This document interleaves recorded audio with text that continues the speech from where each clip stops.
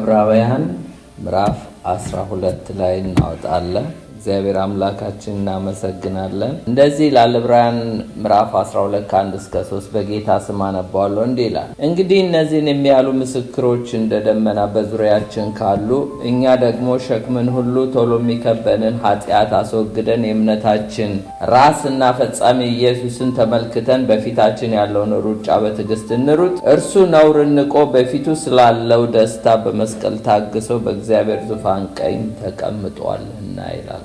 እንጸልይ። እግዚአብሔር አምላካችን ሆይ እናመሰግናለን። ዛሬም ትናገራለህ፣ እኛ ደግሞ በፍጹም ነው ጌታ ቃልን እንድንሰማ እንደ ደቀ መዛሙርቶች አይምሯችንን ክፈትልን፣ እንደ ሊዲያ ልባችንን ክፈትልን።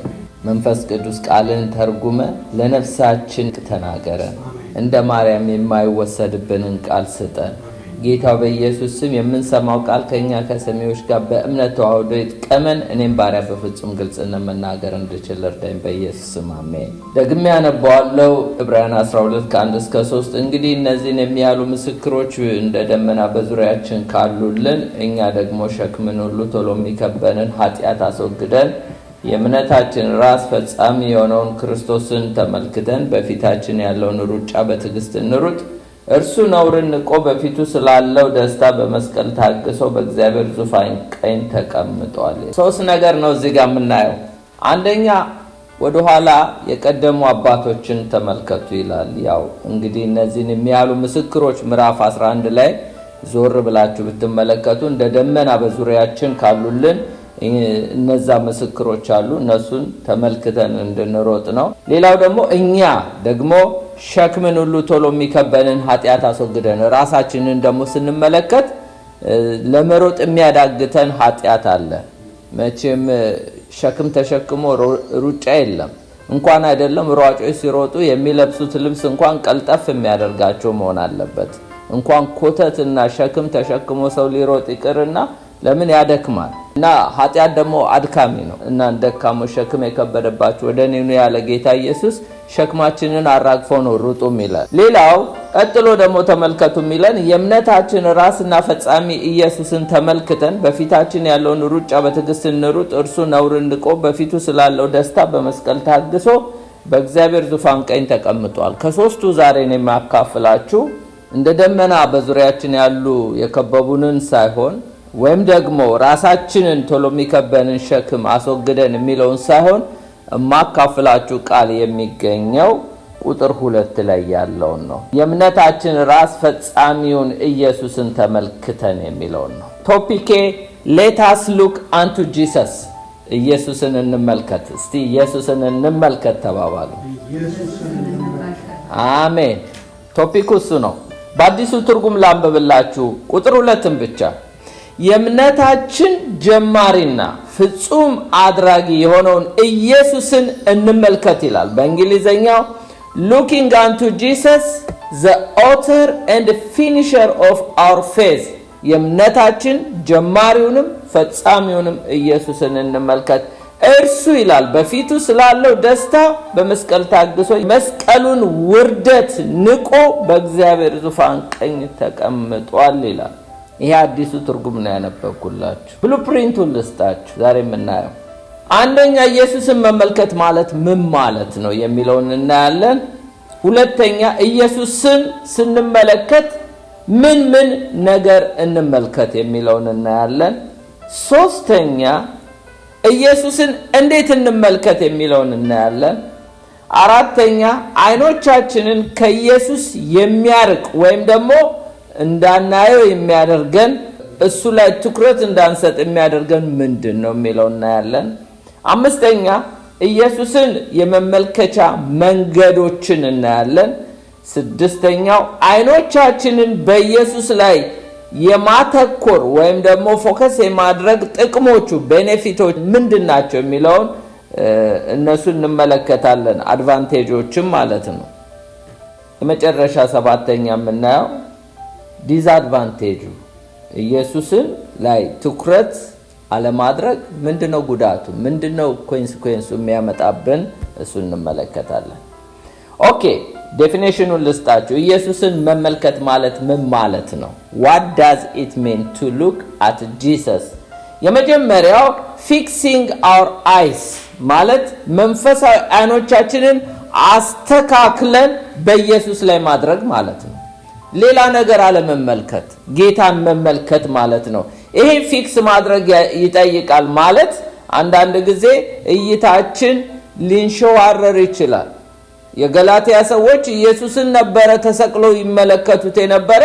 አንድ ወቅት መጡና አዚም አለበሷቸውና ወደ ሕግ ፈቀቅ ብለው ነበርና አይንን የሚያንሸዋርር መንፈሳዊ አይንን እንዳና የሚያደርግ ነገሮች አሉ። ስለዚህ fixing our eyes መንፈሳዊ አይኖቻችንን አስተካክለን ልክ ካሜራ ዙሙን እንደምታስተካክሉ ሁሉ እንደዚሁ ጌታን ለማየት ዙማችንን ማስተካከል አለብን። ሌላው focus our eyes የመንፈሳዊ አይኖቻችን ትኩረት ኢየሱስ ላይ ብቻ መሆን አለበት። ብቻ ሌላ ነገር ላይ መሆን የለበትም። አንዳንድ ጊዜ ችግር አለ። ሰዎች አገልጋይ ላይ ፎከስ ያደርጋሉ፣ ሁኔታዎች ላይ ፎከስ ያደርጋሉ። እኛ ግን ፎከሳችን ኢየሱስ ላይ ብቻ እንደሆነ ነው። ኢየሱስን መመልከት ማለት fixing our eyes ነው፣ focus our eyes ነው። ሶስተኛው trust continuously on him በኢየሱስ ክርስቶስ ላይ continuously በመታመን መቀጠል። መጀመር አይደለም መቀጠል፣ እስከ ፍጻሜ በእርሱ ላይ ያለ ማቋረጥ በማመን መቀጠል። እዚህ ላይ ሶስት ሐሳቦች አሉ። አንደኛው our thoughts ሐሳባችን መቆየት ያለበት በክርስቶስ ኢየሱስ ላይ ነው። በላይ ያለውን አስቡ ይላል አይደለ እንዴ? በላይ ያለውን እሹ ይላል አይደለ እንዴ? ሐሳባችን ምድራዊ እንዳይሆን የእግዚአብሔር ቃል ይናገራል። ሁሉ ጊዜ ሐሳባችን ሰማያዊ ሊሆን ይገባል፣ በተለይ እኛ አማኞች። ሁለተኛ ደግሞ our action ተግባራችን በኢየሱስ ላይ ፎከስ ያደረገ ወይም ደግሞ በዛ ላይ መሆን አለበት። ሌላው ደግሞ ጉጉታችን ናፍቆታችን ምንድነው? ናፍቆታችን ጉጉታችን ምንድነው? የዳዊት ጉጉት ምንድነው ቢሉት ዋላ ወደ ውሃ ምንጭ እንደምትናፍቅ ነፍሴ አንተን አንተን አንተን አለች ነው የሚለው። እና ምን ልናይ መጣን? ምን ፍለጋ መጣን? ምን ተርበን መጣን?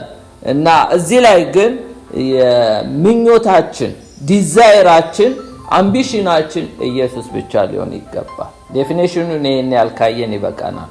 ሁለተኛው ኢየሱስን ስንመለከት ምን ነገር እንመልከት? እዚህ ጋር አራት ነገሮች ተጠቅሰዋል። አራት ነገሮች ናቸው። አንደኛው ያስጀመረን ስለሚል ስለ ጅማሬ ይናገራል። ሁለተኛ ፍጻሜን ይናገራል፣ የሚያስፈጽመንም እሱ እንደሆነ። ሌላው ትዕግስት ኢንዱራንስ የሚለውን እናያለን። ሶስተኛ ክብር። አራት ነገሮች እናያለን። ምንድነው እስቲ? የመጀመሪያው ያስጀመረን ይላል the author of our faith እምነታችን በክርስቶስ ነው የተጀመረው። ስንቶቻችሁ ታምናላችሁ? እምነትን ያስጀመረን ክርስቶስ ነው። ሕግ አምነን አልዳንም። በጸጋ በመጨረሻ ዘመን በማን ተናገረን ይላል? በልጁ ተናገረን ይላል። በልጁ ሲናገረን በጸጋ ወንጌል ደርሶን ነው። እምነታችን የተጀመረው በሱ ነው፣ የሚያልቀውም በሱ። እምነታችን ራስና ጀማሪ ይለዋል። በድሮ ትርጉም ራስ ይለዋል፣ ጀማሪ ይለዋል፣ ኦተር ይለዋል። የእምነታችን ጀማሪ ወይም ደግሞ he began the work of faith in us በእኛ ውስጥ እምነትን የጀመረ ክርስቶስ ኢየሱስ ነው። ስለዚህ ጻድቅ በእምነት በሕይወት ይኖራል ነው የሚለው። ምንኖረው በእምነት ነው፣ ምናገለግለው በእምነት ነው፣ ምንጸልየው በእምነት ነው። ኑሯችን ሁሉ እምነት ነው። ግን አስጀማሪው ማን ነው? ክርስቶስ ነው። ስለዚህ ያስጀመራችሁ ክርስቶስ ነው። ማንም ወንጌላዊ ይስበካችሁ፣ ማንም ሰው ይመስክርላችሁ፣ ሩጫ ያስጀመራችሁ ክርስቶስ ነው። እሱን ተመልከቱ ይላል። ሌላው ፈጻሚውም እሱ ነው። ምን ይላል እዚህ ጋር? የእምነታችን ራስና ጀማሪና ፈጻሚውን ኢየሱስን ተመልክተን ይላል። ስለመመልከት ነው። ማንን ተመልከቱ ይላል? ፈጻሚውን እሱ ነው ያስጀመረን። he completes what he start በእኛ ውስጥ እምነትን ያስጀመረን እሱ ነው የሚያስጨርሰን። ደቀ መዛሙርቶቹን ብትመለከቱ አንዳቸውም ካስቆሮቱ ይሁዳ በቀር እሱም ደግሞ ስለተጻፈበት እንጂ ሁሉንም ኮምፕሊት አድርገው ነው የጨረሱት። ስለዚህ የእምነታችን አስጀማሪው አስፈጻሚው ክርስቶስ ነው። ልንሰጋ አይገባም ማለት ነው። እግዚአብሔር በእምነት ስንሮጥ መደናቀፍ አለ፣ መውደቅ አለ፣ መነሳት አለ። ጻድቅ ስንት ይወድቃል ነው የሚለው? 7 ይወድቃል 7 ይነሳል ነው። መነሳትም አለ። የደከሙ የዛሉትን መበርታት አለ። ስለዚህ ብንደክም ያበረታናል። ያስጀመረን ጌታ ላያስጨርሰን አላስጀመረንም። ስለዚህ አስፈጻሚው እሱ ነው። ሌላው ትዕግስት እዚህ ጋር ስንመለከት ጌታን ስንመለከት ስንሮጥ ሌላው ትዕግስት ነው። the one who endure ይላል። እዚህ ጋር ምን ይላል? የእምነታችን ራስ ጀማሪ ፈጻሚውን ኢየሱስን ተመልክተን በፊታችን ያለውን ሩጫ በትዕግስት እንሩጥ። በትዕግስት እንሩጥ። እኛ የምንሮጠው ለምንድን ነው በትዕግስት የሚለው? መስቀል ስላለ። ጌታ ኮተት አሸክሞ አያስሮጥም። የሚያስሮጠን የኃጢአታችንን ቀንበር አላቆ እኔ ማሸክማችሁ ቀንበር ልዝብና ቀሊል ነው ይላል። ቀሊል ነው ቀንበር አለብን። ክርስትና ዝም ብሎ አይፋነንም። ክርስትና ቀንበር አለው፣ መስቀል አለው እና በህይወታችን በዓለም ሳላችሁ መከራ አለባችሁ ብሏል። በቃ ስለዚህ በዓለም ሳለን መከራ አለ። እርሱ ነውርን ንቆ በፊቱ ስላለው ደስታ በመስቀል ታግሶ ይላል። ኢየሱስ በመስቀል ታግሶ ነው የጨረሰው። እና ስንሮጥ ወይም ስንሄድ ጌታን ፎከስ ስናደርግ አንደኛ ያስጀመረኝ እሱ ነው፣ የሚያስጨርሰኝ እሱ ነው። እሱ እንደታገሰ እኔም በትዕግስት ነው የምሮጠው። አንድ ጊዜ ኤሊና ጥንቸል ሩጫ ጀመሩ። ሩጫ ጀምረው እየሮጡ ሳለ ጥንቸል ያው ታውቋታላችሁ በጣም ትበራለች እና እቺ ቀርፋፋ ኤሊ እስከምትደርስብኝ ትንሽ ልተኛ ብላ ሮጣ ቀድማ ሄዳ ተኝታ ሳለ ያቺም ያስሮጣት ነገር አለ። ድንጋይ ተሸክማ ነው የምትሮጠው። እቺ ምንም ድንጋይ የላትም ትሮጣለች እና ደክሟት ተኝታ ሳለ ኤሊ ግን ቀስ ያለች መጣ ቀደመች። እሷን እንቅልፍ ወስደው። አንዳንድ ጊዜ በጣም ፋስት ልንሮጥ እንችላለን። ቀስ ያሉ በመስቀል ታግሰው የሚሮጡ ሰዎች ግን ከጌታ ጋር የሚራመዱ መቼም ቢሆን ራስ እንጂ ጅራት አይሆን። ከጌታ ጋር ከሮጣችሁ የፈለገ ሰው ሹት አድርጎ ለምን አይሄድም? አይቀድማችሁ። እሱ ነው ጀማሪው፣ እሱ ነው ፈጻሚው። የት ይደርሳል? ስለዚህ የት ይደርሳሉ የተባሉት ዛሬ የት ናቸው? ከጌታ ጋር ማንሮጥ ከሆነ ግን እኛም እንደነሱ ነው የምንሆነው። ከጌታ ጋር የሚሮጥ ሰው ግን መስቀል ተሸክሞ እንደ ኤሊዋ ድንጋዩን ተሸክሞ ወይም ሸክም ያለበት ማለት የኃጢአት ሸክም አላልኳቸውም፣ የመስቀል ተሸክመው ከጌታ ጋር አካሄዳቸውን ያደረጉ መቼም ቢሆን ጅራት አይሆኑ። ሌላው እዚህ ጋር ክብር ተናግሯል። የጌታ ክብር ስንሮጥ ማየት ያለብን ከፊታችን ክብር ነው ያለው። ምን ይላል እዚህ ጋር? በእግዚአብሔር ዙፋን ቀኝ ተቀምጧል ይላል። ኢየሱስ አሁን በአብ ቀኝ ተቀምጧል። ሁሉን ድል አድርጎ ሁሉን አሸንፎ የኛ ዴስቲኒ እዛ ነው እያለን ነው።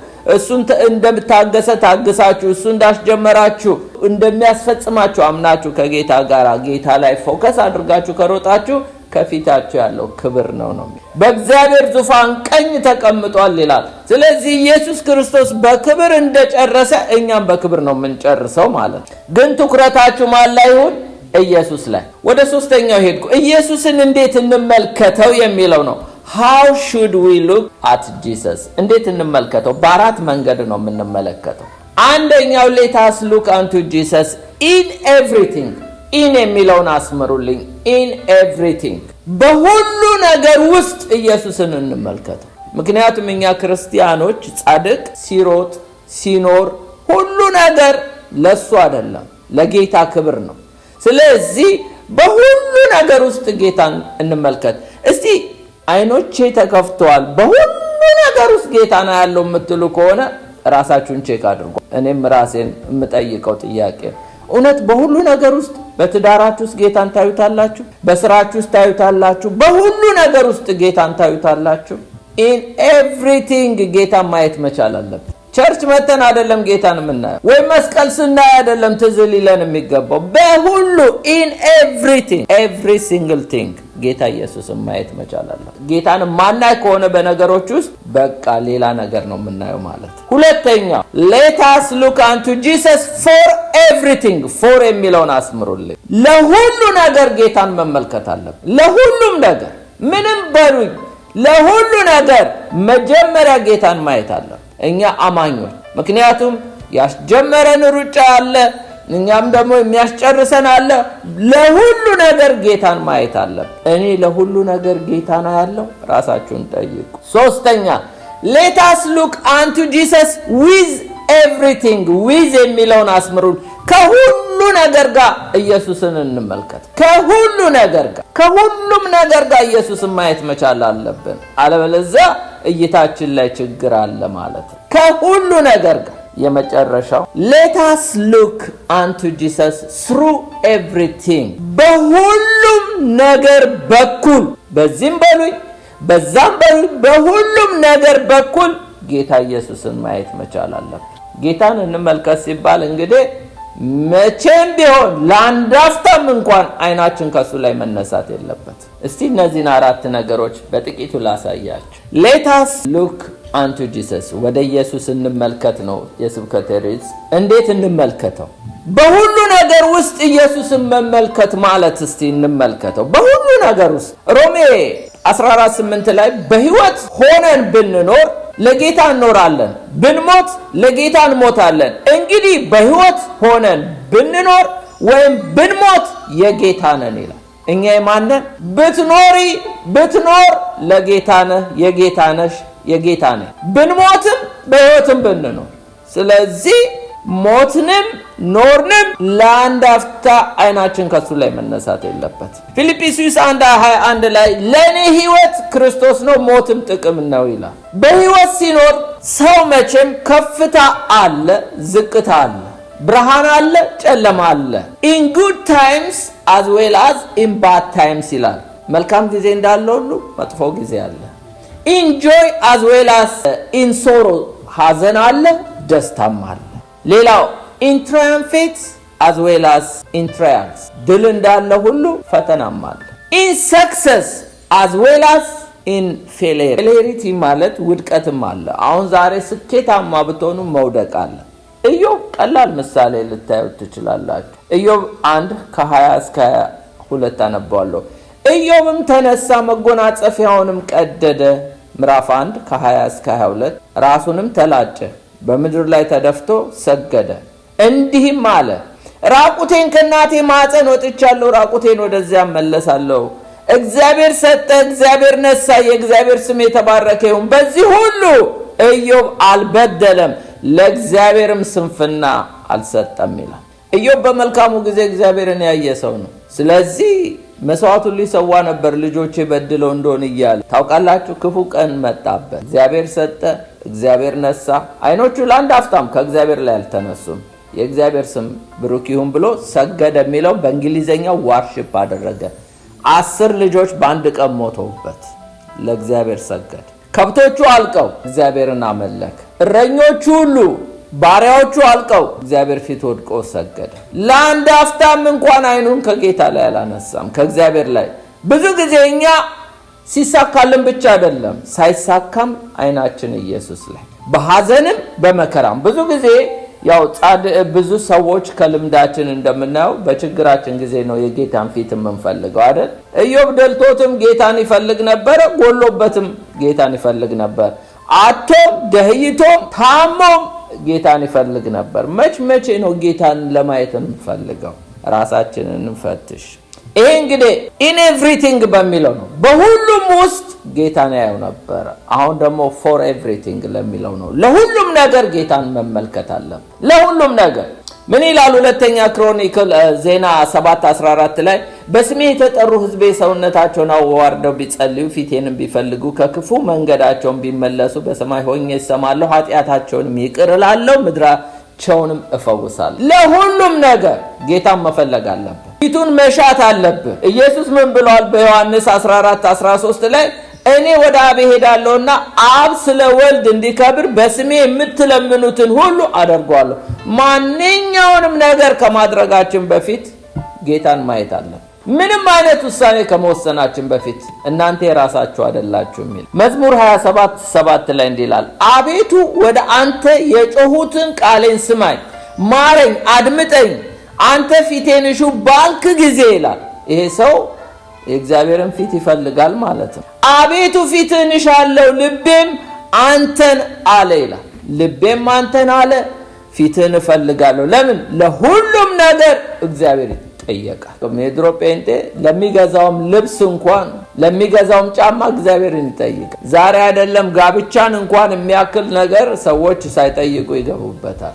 መንገድ ለመሄድ ከአንድ ስቴት ሌላ ስቴት ለመሄድ ጌታ ይጠየቃል። ዝም ብሎ አይሄድም ሰው። አሁን ግን እንደፈለገ ነው፣ እንደ መሳፍንት ዘመን ስለሆነ ግን ያው ኮንሲኩዌንሱን ሰው እያጨደ ነው። በዛው መጠን ምሪት ከሌለ ምሬት ይመጣል። ካለ ምሪት የምንጓዛቸው ነገሮች ነገ ምሬት ውስጥ ይከቱናል። ሶስተኛው let us look unto Jesus with everything። ከሁሉ ነገር ጋር ኢየሱስን እንመልከት። ከሁሉ ነገር ጋር ኢየሱስን እንመለከታለን። ለሰው ሳይሆን ይላል ቆላስይስ 3:23 ላይ ለሰው ሳይሆን ለጌታ እንደምታደርጉ የምታደርጉትን ሁሉ በትጋት አድርጉ። ከሁሉ ነገር ጋር ለሰው ሳይሆን አንዳንዴ እኛ ለሰው እናደርገዋለን አይደለም። እዚህ ጋር ለጌታ ይላል። ለሰው ሳይሆን ለጌታ እንደምታደርጉ ከሁሉ ነገር ጋር አንድ ነገር ስታደርጉ ለጌታ ብላችሁ ለራሳችሁ ወይም ለሰዎች ብላችሁ አይደለም። ቆላስይስ 1:10-12 በበጎ ሥራ ሁሉ ፍሬ እያፈራችሁ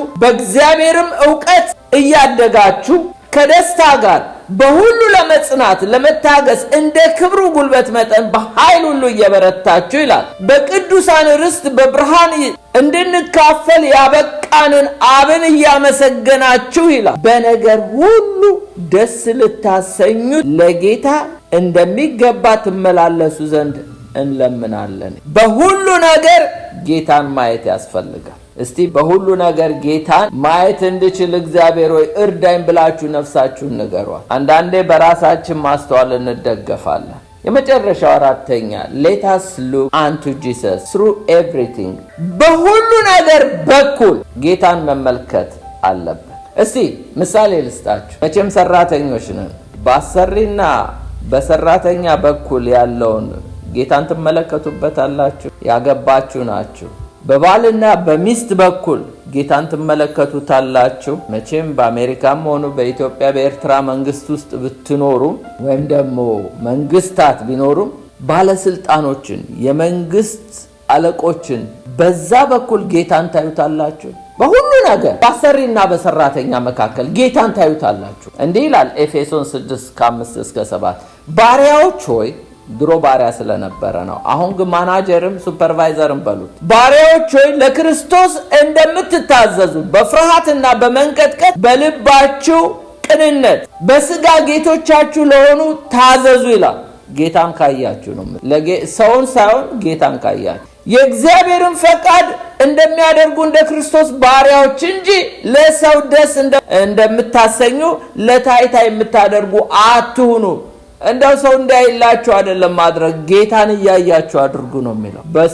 በአሰሪና በሰራተኛ መካከል ለሰው ሳይሆን ለጌታ እንደምትገዙ በትጋት በበጎ ፈቃድ ተገዙ ይላል።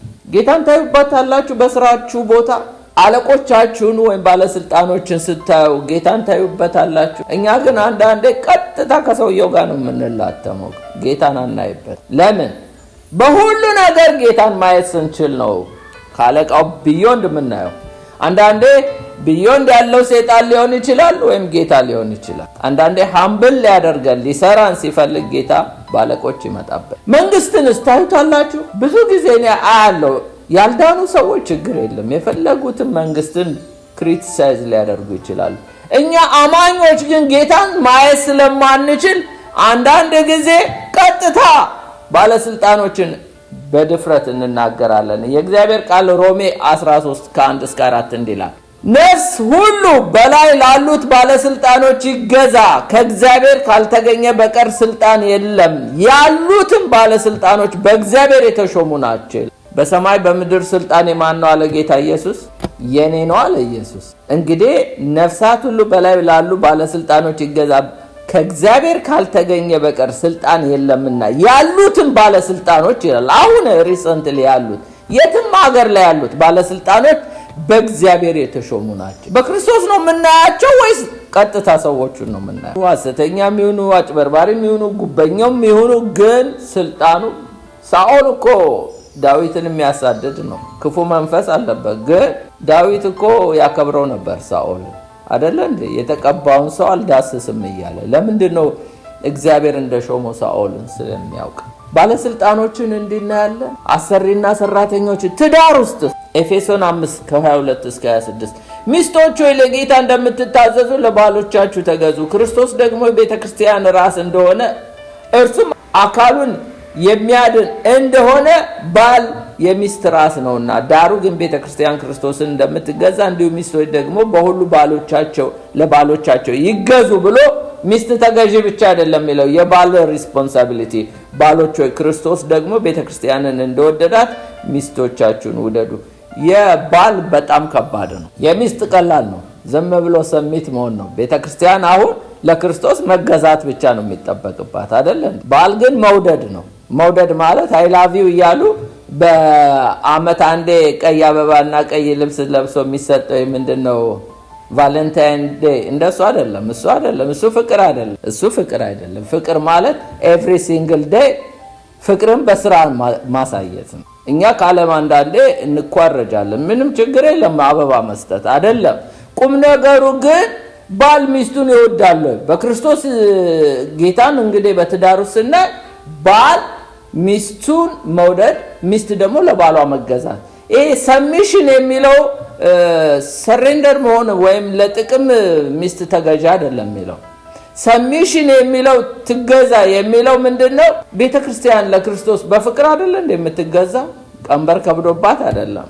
ስለዚህ በእንደዚህ አይነት መንፈስ ነው ልናየው የሚገባው ማለት ነው። ክርስቶስን እንግዲህ በሁሉ ነገር ተመልከቱ ነው የሚል። ወደ አራተኛው አለፍ። አይኖቻችንን ከኢየሱስ ክርስቶስ የሚያርቅ ወይም እንዳናይ የሚከለክለን ነገር፣ ሳንካ የሚሆንብን ነገር ምንድነው? የሚጋርደን፣ አይኖቻችን ክርስቶስ እንዳያዩ የሚጋርደን አንደኛው ፍርሃት ነው። ፍርሃት በጣም አደገኛነት አለው። ማቴዎስ 14 ከ26 እስከ 33 አንብቡት እናንተ።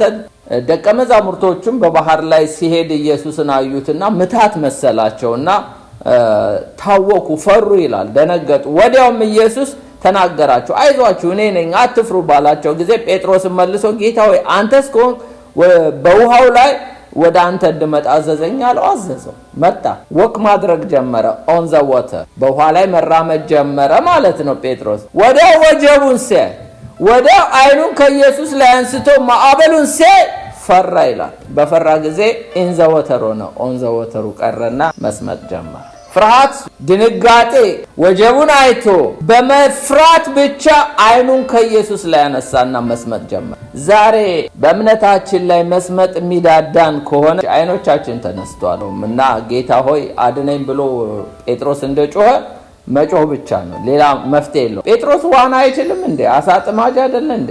አንዳንዴ ፕሮፌሽናል ሰዎችን ብንሆን እንኳን አይኖቻችን ከኢየሱስ ላይ ከተነሱ የምንችለው ነገር ሁሉ ይጠፋብናል። ስለዚህ አማይ ክራይስት ፎከስ፣ አማይ ስቶርም ፎከስ ወይስ አማይ ፊር ፎከስ? ምን ላይ ነው ፎከስ ያደረኩት? ፍርሃት ላይ ነው? ወጀብ ላይ ነው? ወይስ ክርስቶስ ላይ ነው ፎከስ? ጴጥሮስ አንደኛው ፍርሃት ነው። አሁን ግን የምነግራችሁ ጥቅስ የለውም፣ ካነበብኩት ነው፣ ለትምህርት ይሆነናል። እና አይኖቻችን ክርስቶስን እንዳያዩ የሚያደርጉ ምንድን ናቸው? ሌላው ሁለተኛው ወርልድሊ ዲስትራክሽን። አይኖቻችን ክርስቶስን እንዳያዩ የሚከለክሉ ነገሮች ወርልድሊ ዲስትራክሽን፣ ዓለማዊ ተድላዎችና ፍላጎቶች። ለዛ ነገር መማረክ አይኖቻችንን ይሰርቋል። ለምሳሌ እዚህ ውስጥ በዚህ በወርልድሊ ዲስትራክሽኑ 3 ነገር ላሳያችሁ። አንደኛው ፕሌዠር ኦፍ ዘ ፍለሽ፣ የስጋ ደስታ ምን ይላሉ? የዓለማዊ ተድላዎችና ፍላጎቶችን መማረክ አንድን ሰው ከመንፈሳዊ ነገር ጉዳዮች ላይ ተማርኮ እንዲርቅ ያደርጓል ይላል። ማለት መንፈሳዊ ነገር ፎከስ እንዳያደርግ ያደርጓል ይላል። ዓለማዊ ተድላዎችን መፈለግ፣ ፕሌዠር የሆኑ ነገሮች። ሌላው ሶሻል ሚዲያ፣ ማህበራዊ ሚዲያ።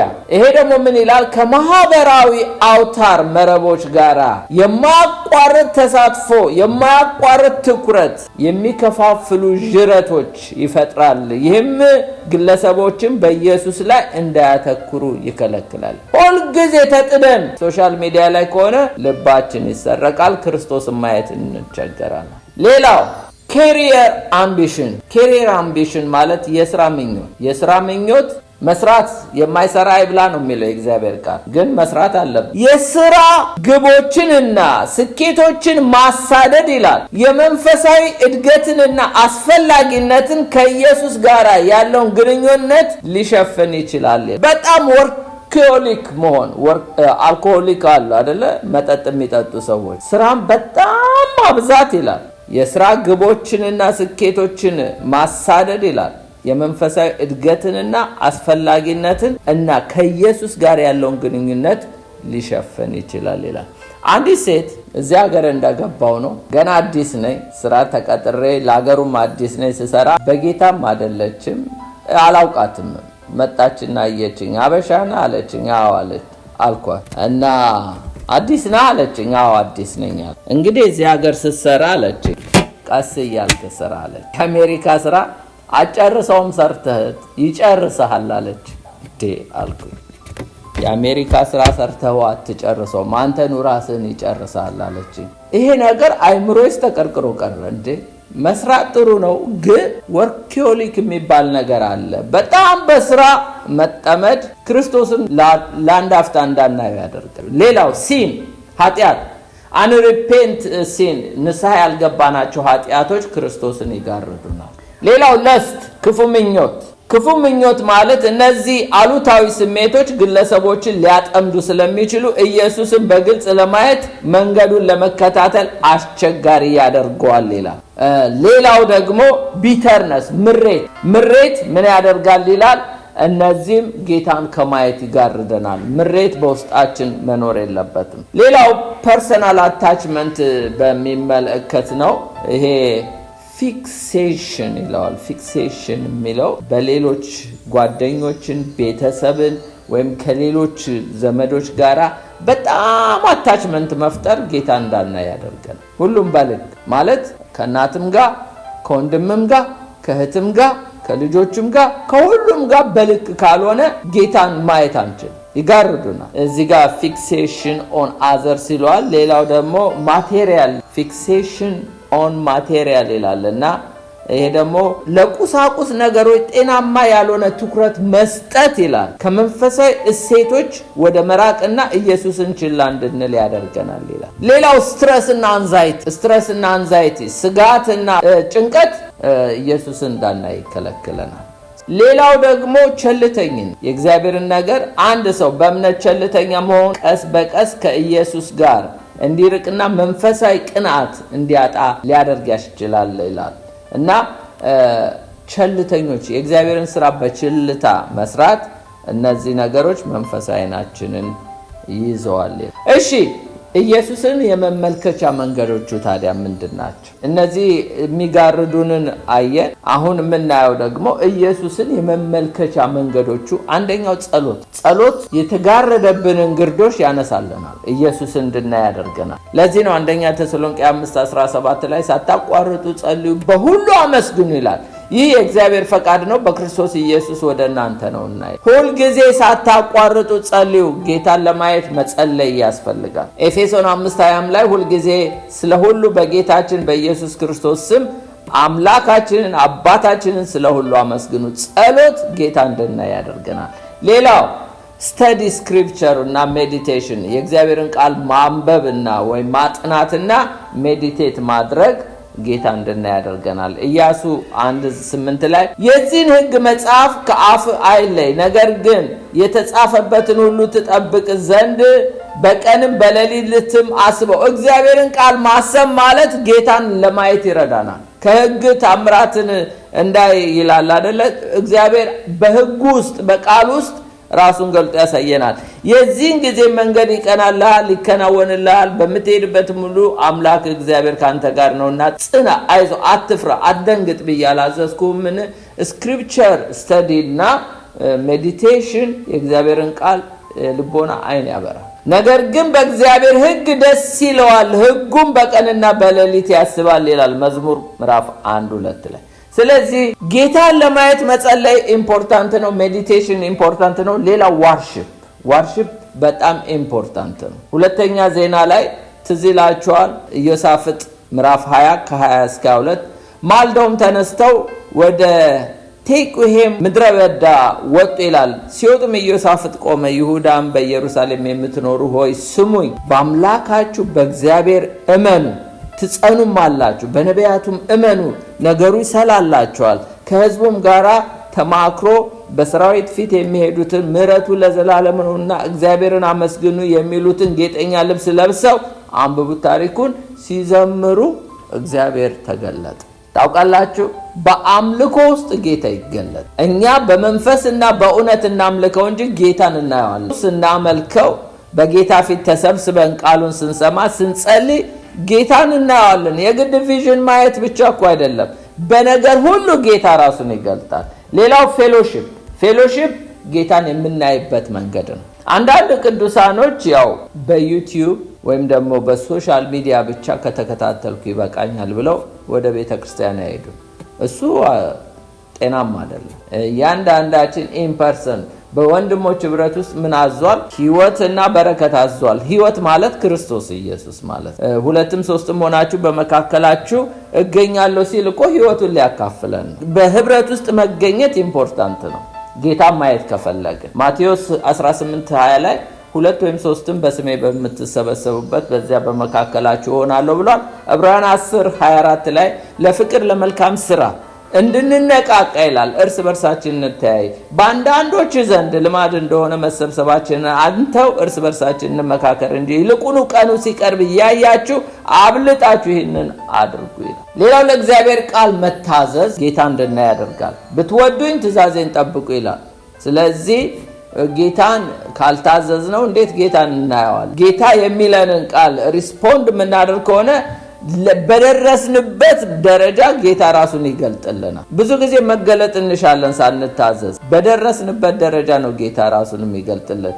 ዛሬ እኔ በጥቂቱ አዞኝ ከታዘዝኩኝ ነገ ደግሞ በይበልጥ ራሱን ይገልጥልኛል። ሌላው ትረስት ኤንድ ሰሬንደር፣ ለጌታ መማረክና ጌታ ማመን አለብን። እንግዲህ ለእግዚአብሔር ተገዙ፣ ዲያብሎስን ተቃወሙት፣ ከናንተ ይሸሻል። ለጌታ መገዛት አለብን። ብዙ ነገሮችስ ገዝተውን አልነበረ እንዴ? ኃጢአት እኮ ገዢ ነው። በዚህ ዓለም ላይ ክፉ ሲገዛን የነበረን ሰዎች ነን። ዛሬ ለጌታ መገዛት ታዲያ እንዴት ያቅተናል? ለጌታ ብንገዛ ጌታን እናየዋለን። በዚያን ጊዜ ኢየሱስ ለደቀ መዛሙርቱ እንዲህ አለ፣ እኔን መከተል የሚወድ ቢኖር ራሱን ይካድ፣ መስቀሉን ተሸክሞ ይከተለኝ። ሰሬንደር ሁኑ ይላል። ለኔ ሰሬንደር መሆን አለባችሁ ይላል። ሌላው የመጨረሻ ጌታን እንግዲህ ለማየት የሚረዳን ነገር ሪሜምበር ሂስ ሳክሪፋይስ፣ ኢየሱስ የከፈለውን ዋጋ ማስታወስ ነው። አንደኛ ዮሐንስ 4:10 ላይ ፍቅር እንደዚህ ነው፣ እግዚአብሔር እርሱ ራሱ እንደወደደን ስለ ኃጢአታችን ማስተሰሪያ ይሆን ዘንድ ልጁ እንደላከ እንጂ እኛ እግዚአብሔር እንደወደደን አይደለም።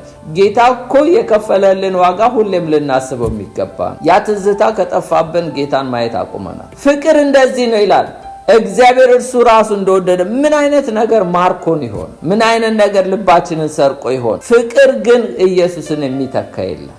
ስለዚህ ዛሬ ሽፍት ያደረገው ልባችን ወደ ክርስቶስ ኢየሱስ መመለስ አለበት። እንዳናይ የሚጋርዱ ብዙ ነገሮች ስላሉ በዚህ ዓለም ላይ ፍቅሩን ስናስብ፣ መስቀል ላይ የተደረገልንን ስናስብ፣ ያን ጊዜ ልባችን መብራት ይጀምራል፣ ማየት ይጀምራል። ምክንያቱም ድሮም ጌታ ኢየሱስ እኮ በመስቀል ፍቅሩን የተገለጠልን። ዕብራውያን 9:14 ነውር የሌለው ሆኖ በዘላለም መንፈስ ራሱን እግዚአብሔር ያቀረበ የክርስቶስ ደም እንዴት ይልቅ ሕያውን እግዚአብሔርን ልታመልኩ ከሞተ ሥራ ሕሊናችሁን ያነጻ ይሆን ይላል። ስለዚህ ኢየሱስ ክርስቶስ በመስቀል ላይ የሰራውን ያፈሰሰውን ደም ለዚህ ከሞተ ሥራ ሊያነጻን ሳክሪፋይ የሆነውን ነገር ማሰብ ወደ ጤናማ ክርስቶስን ወደ ማየት ያመጣናል። ሁለት ነገር ተናግሬ ጨርሳለሁ። ሌላው አይኖቻችን በኢየሱስ ላይ ማተኮር ጥቅሙ ምንድናቸው ይላል። ጥቅም አለው። ጌታ ኢየሱስ ላይ ፎከስ የምናደርግ ከሆነ ጥቅም አለው። የመጀመሪያው ቤኔፊት ምንድነው? ቤኔፊታችን አይኖቻችን በኢየሱስ ላይ ማተኮር ጥንካሬ እና ማበረታቻን ይሰጠናል። ስትሬንግዝ ኤንድ ኢንካሬጅመንት ይሰጠናል። አይኖቹ ወደ ጌታ ያተኮረ ሰው መዝሙር 46:1-3 እንዲህ ይላል፣ አምላካችን መጠጊያችን፣ ኃይላችን፣ ባገኘን በታላቅ መከራ ረዳታችን ነው። ስለዚህ ምድር ብትነዋወጥ፣ ተራሮች ወደ ባህር ቢወሰዱ አንፈራም። ውኆች ጮኹ ተናወጡ፣ ተራሮች ከኃይሉ የተነሳ ተናወጡ ይላል። አልፈራም የሚል ሰው፣ ደፋር የሚሆነው ሰው መቼ ነው? ጌታን ያየ ሰው። ጌታን ካላየ ማዕበል በመጣ ወጀብ ባመጣ ጊዜ እንበረግጋለን፣ እንደነግጣለን፣ እንፈራለን። ነገር ግን አይኖቹ በጌታ ላይ የሆኑ ሰዎች ምድር ብትነዋወጥ ተራሮች በባህር ልብ ቢወሰዱ አልፈራም የሚል ነው። ይሄ ስትሬንግዝ ይሄ ኢንካሬጅመንት የሚመጣው ኢየሱስን ከማየት ነው። አይኖቹን በጌታ ላይ ያተኮረ ሰው አቅጣጫን ያገኛል፣ ምሬት ያገኛል። አለበለዚያ መደናበር ነው የሚሆንብን። ምክንያቱም ዛሬ ብዙ ሰዎች ነቢያት ያሳድዳሉ። ለምን መሰላችሁ? ማየት ስላቃታቸው ነው። ኢየሱስን እኮ የሚያይ ሰው ነብይም አያሳድድ። ካስፈለገም ኢየሱስ ራሱ ነው ነብይ የሚልክለት። ነብይ የምናሳድድ ከሆነ አይኖቻችን ጌታን ማየት አቁመዋል ማለት። ምክንያቱም ሰው ድንብርብሩ ሲወጣ ነው ጌታን ፍለጋ የሚሄደው። እርግጥ ነው የነቢያት አገልግሎት ያስፈልጉናል፣ ነገር ግን የምናሳድድ መሆን የለብንም። እዚህ ጋር ምን ይላል? ምሳሌ ላይ 16:9 ላይ የሰው ልብ መንገዱን ያዘጋጃል፣ እግዚአብሔር ግን አካሄዱን ያቀናለታል ይላል። እኛ ልባችን ጌታን ከከጀለ እግዚአብሔር መንገዳችንን ያቀናልናል። ዋናው ግን የልባችን መሻት ራሱ ክርስቶስ ከሆነ ነው። መዝሙር 37:23 ላይ የሰው አካሄዱ ከእግዚአብሔር ዘንድ ይጸናል ይላል፣ መንገዱም ይወደዳል ይላል።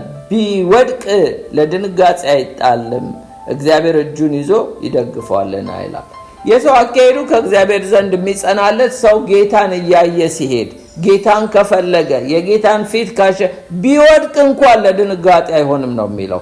ለድንጋጤ አይጣልም፣ እግዚአብሔር እጁን ይዞ ይደግፈዋል ይላል። ስለዚህ ጌታን ማየት ቤኔፊት አለው። ሌላው ጆይና ፒስ ሰላምና ደስታ አለው። ጌታን ማየት ሰላምና ደስታ አለው። አእምሮን ሁሉ የሚያልፍ የእግዚአብሔር ሰላም ልቦናችሁን ሐሳባችሁን በክርስቶስ ኢየሱስ ይጠብቃል ይላል ጳውሎስ ለፊልጵስዩስ ምዕራፍ 4:7 ላይ። ለምን ሰዎች ጌታን ማየት ከቻሉ የጌታ ሰላምና ደስታ አለ። ኢየሱስም ብሏል ዮሐንስ 14:27 ላይ ሰላምን እተውላችኋለሁ፣ ሰላሜን እሰጣችኋለሁ። እኔ የምሰጣችሁ ዓለም እንደሚሰጥ አይደለም። ለምን? ጌታን ካየን ሰላም አለ።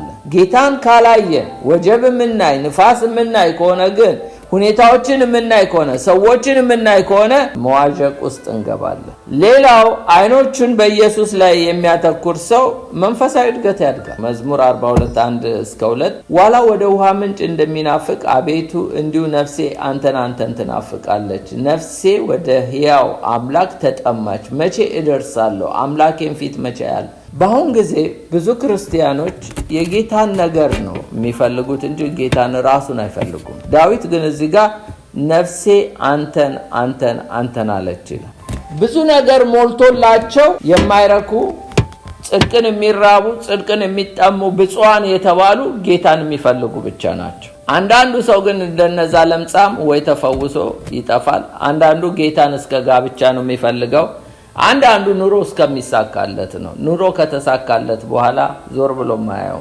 ግን እዚህ ጋር ነፍሴ አንተን ይኸውላችሁ፣ ነፍሳችሁ እያለከለከች ስትሮጥ መንፈሳዊ ግሮዝ አለ፣ እድገት አለ። ማናውቀው እየተሳብን ውዴ ሆይ በየት ታሰማራለህ ሳበኝ የምትለው እየተሳብን ወደ ክርስቶስ እንገሰግሳለን። መንፈሳዊ እድገት ከፈለግን ምንም ነገር ይቅርብንና ጌታን እንፈልግ። ዘፍጥረት 1:1 ምንድን ነው የሚለው? በመጀመሪያ እግዚአብሔር ሰማይና ምድርን ፈጠረ ነው አይደል እንዴ የሚለው? በመጀመሪያ የሚለው እኮ እግዚአብሔር ነው። ቀጥሎ ሰማይ ነው የሚለው፣ ቀጥሎ ምድር ነው የሚለው። እኛ ግን አንዳንዴ ይገለበጥብናል። በመጀመሪያ ምድር፣ ከዛ ሰማያዊ ነገር፣ መጨረሻ እግዚአብሔር እናደርገዋለን። አይደለም የሚለው በመጀመሪያ የእግዚአብሔር ነገር፣ ሰማያዊ ነገርም አይደለም ምድራዊም ነገር አይደለም። በመጀመሪያ ራሱ እግዚአብሔር፣ ቀጥሎ የእግዚአብሔር ነገር የሆነው ሰማያዊ ነገር፣ ቀጥሎ ምድራዊ የእግዚአብሔር የሆነው ነገር ሶስተኛ። አያችሁ፣ በመጀመሪያ እግዚአብሔር ሰማይና ምድርን ፈጠረ ሲል መጀመሪያ ራሱ እግዚአብሔርን ነው የምናገኘው በዘፍጥረት ላይ። ስለዚህ መጀመሪያችን ኢየሱስ መሆን አለበት። ማጠቃለያ ውስጥ ገባሉ። ያው አይኖቻችንን እይታ ማጣት ጉዳት አለ። በኢየሱስ ክርስቶስ ላይ አይኖቻችንን ፎከስ ማናደርግ ከሆነ ጉዳት አለው። እሱም የመጀመሪያው የሰላም እጦት ነው።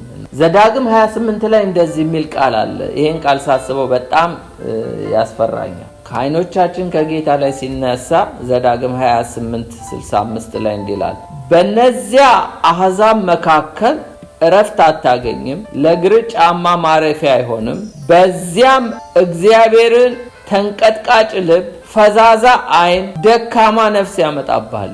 ጌታን ትተን አይኖቻችንን አንስተን ወደ ሌላ ከሆነ ሩጫችን አንደኛ በአሕዛቦች መካከል ይላል እረፍት አታገኝም። ያም የሚጎስመን ነው የሚሆነው። ምክንያቱም እኛ ጌታን ማናይ ከሆነ ሌላው ለእግር ማረፊያም የሚሆን ነገር አታገኝም ይላል አይንህን ከጌታ ላይ ካነሳ። ሌላው በዚያ በእግዚአብሔር ተንቀጥቃጭ ማለት ፈሪ ትሆናለህ፣ ፈዛዛ አይን ይኖርሃል ይላል። መንፈሳዊ ነገር አታይም። ሌላው ደካማ ነፍስ ያመጣብሃል። አይንን ደካማ ነፍስ ያመጣብሃል ማለት ብርታት ታጣለህ፣ ጉልበት ታጣለህ ጌታን የማታይ ከሆነ።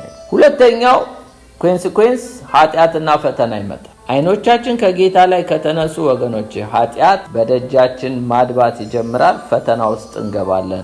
አንደኛ ዮሐንስ 5:17 ላይ አመጽ ሁሉ ኃጢአት ነው ይላል። የመጨረሻው ይሄ ነው። አይኖቻችንን ከእግዚአብሔር ላይ ማንሳት ፍርሃት፣ ጭንቀት፣ ግራ መጋባት፣ እርግጠኛ አለመሆን ማለት ፊር ፍርሃት ይመጣብናል፣ አንዛይቲ ስጋት ይመጣብናል፣ ኮንፊውዥን ይመጣብናል።